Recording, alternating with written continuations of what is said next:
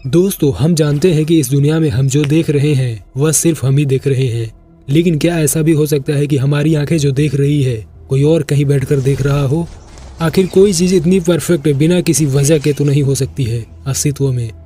हम महसूस करते हैं, हम गुस्सा करते हैं, हम हंसते हैं। आखिर कैसे पॉसिबल है यह? कैसे संभव है इतनी परफेक्ट कॉम्बिनेशन कि हम अपने आप को महसूस कर पाते हैं कि हाँ मैं हूँ? आखिर एक पत्थर क्यों नहीं सोच पाता कि मैं हूँ? आखिर हम में ऐसी क्या चीज फिट की गई है जो किसी भी ऑब्जेक्ट को महसूस करवा सकता है कि हाँ मैं हूँ? और आखिर यह क्या है, क्यों है और कैसे संभव है? चलिए देखते हैं।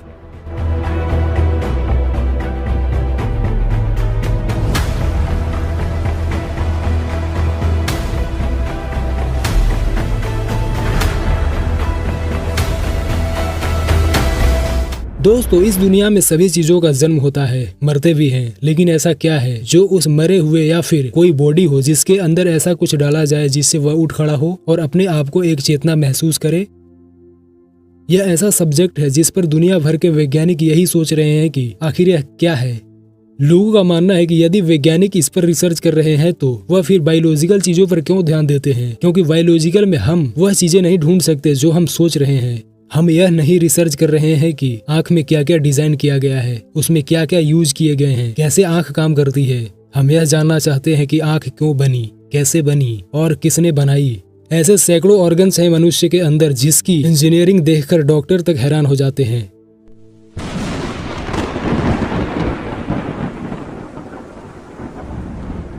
क्या हमें रोबोटों की तरह यूज किया जा रहा है? इस ब्रह्मांड के सारे जीवों को कहीं से कंट्रोल किया जा रहा है? वैज्ञानिक जब फिजिकली रूप से रिसर्च करते हैं जीवों के बारे में तो वे हैरान हो जाते हैं। उनका कहना यह होता है कि हम इंसान इतना कुछ दिमाग से, तर्क से, बुद्धि से एक छोटी सी मशीन को निर्मित करते हैं, लेकिन इतना कॉम्प्लेक्स जीव जो कि धरती पर मौजूद है वे कैसे निर्मित हुआ? क्या वाकई में है कोई हमारी दुनिया से परे एक सुपीरियर सुप्रीम पावर जिसके बारे में हम अच्छे से नहीं जानते, लेकिन कभी अतीत में किसी ने जाना हो, महसूस किया हो, यहाँ तक कि देखा हो, और उन लोगों ने ही उस सुपीरियर पावर को नाम दिया ईश्वर, गॉड।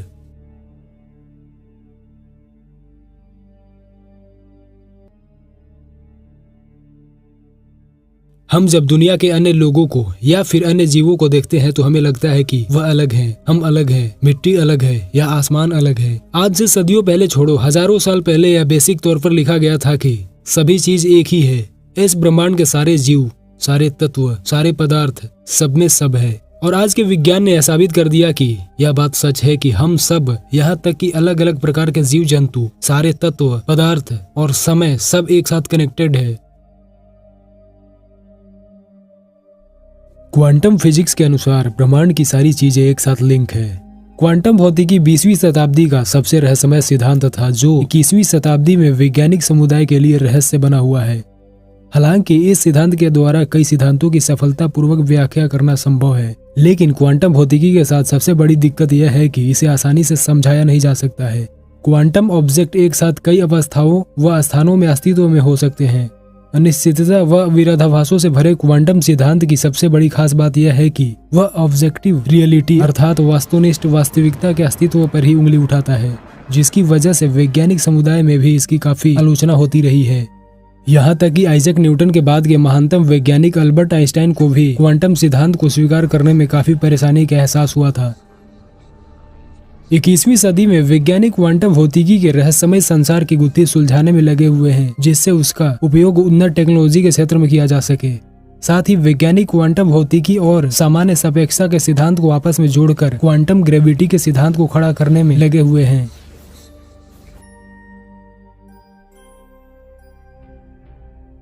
एंटेनगलमेंट के विचार के अनुसार क्वांटम की दुनिया में वस्तुएं एक दूसरे से स्वतंत्र नहीं होती है। यदि वे एक दूसरे पर क्रिया प्रतिक्रिया करती है या वे एक ही प्रक्रिया के द्वारा अस्तित्व में आई है, वे एक दूसरे से जुड़ जाती है या इंटेंगल हो जाती है। ऐसे में एक वस्तु में परिवर्तन से दूसरी वस्तु में भी परिवर्तन हो जाता है। ऐसा उस समय भी होता है जब वस्तुएं एक दूसरे से काफी दूर स्थित होती है।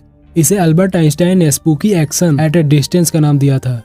क्वांटम कण एक ही समय में कई अवस्थाओं में अस्तित्व में हो सकते हैं।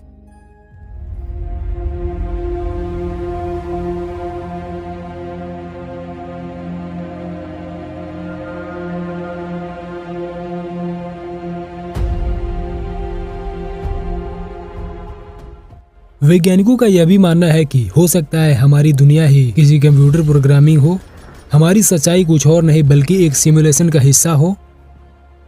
ये सवाल लंबे समय से वैज्ञानिकों को परेशान किए हुए है। मशहूर बिजनेसमैन एलन मस्क का कहना है कि बिलियन में केवल एक बार ही यह संभावना हो सकती है कि हमारी दुनिया की ये सच्चाई किसी सुपर कंप्यूटर सिमुलेशन या कहे मैट्रिक्स का हिस्सा ना हो। वहीं दूसरी तरफ मशहूर खगोलविद नील डिग्रेस टाइसन भी इस बात की पूरी संभावना जताते हैं कि हम एक आभासी दुनिया में जी रहे हैं। तो क्या वाकई हम किसी सच्चाई में ना जी कर एक सिमुलेशन में हैं? क्या हमारा रहना, खाना, सोचना, समझना, लड़ना, झगड़ना सब कुछ एक कंप्यूटर प्रोग्रामिंग का हिस्सा है? क्या हमारी वास्तविक भ्रम के सिवा कुछ और नहीं है? ऐसे में इसको लेकर एक बहुत बड़ी बहस वैज्ञानिकों के बीच हो रही है। एलन मस्क अपने एक इंटरव्यू में कहते हैं कि आज से 40 साल पहले हमारे पास 2D गेम था। आज 40 साल बाद तकनीकी उन्नति के चलते कई बेहतरीन वर्चुअल रियलिटी वाले 3D गेम्स हमारे पास आ गए हैं, जिसे करोड़ों लोग एक साथ खेल रहे हैं। ये गेम प्रतिदिन बेहतर होते जा रहे हैं। इसी गति से हमारी कंप्यूटेशनल पावर बढ़ती गई तो एक समय ऐसा आएगा जब वीडियो गेम्स की रियलिटी और वास्तविक दुनिया की रियलिटी में फर्क करना काफी मुश्किल काम होगा।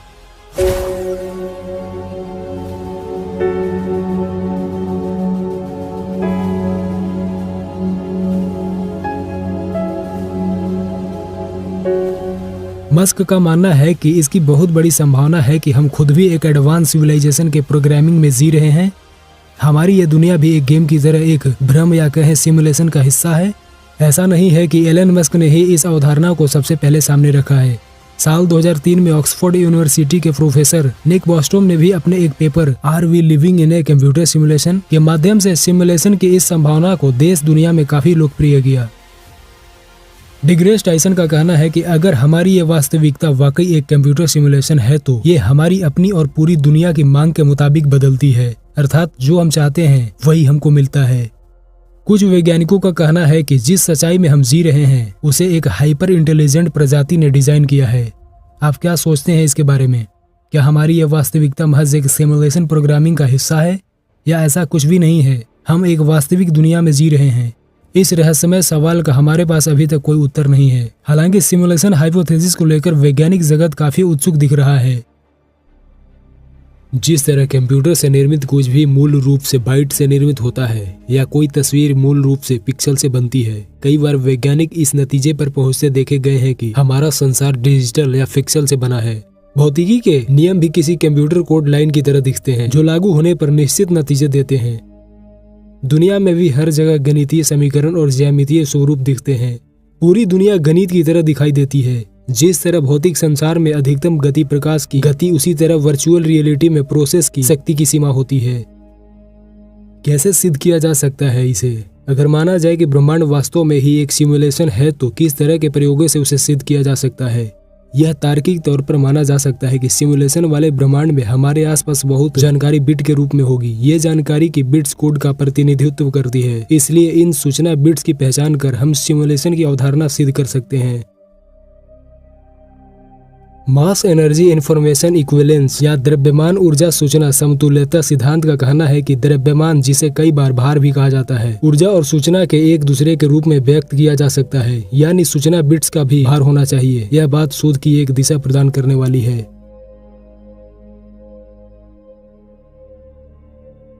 तो आज का वीडियो इतना ही तक। इस वीडियो को लाइक कीजिए, शेयर कीजिए और इस चैनल को सब्सक्राइब जरूर करें और कमेंट में अपनी राय जरूर लिखें। धन्यवाद।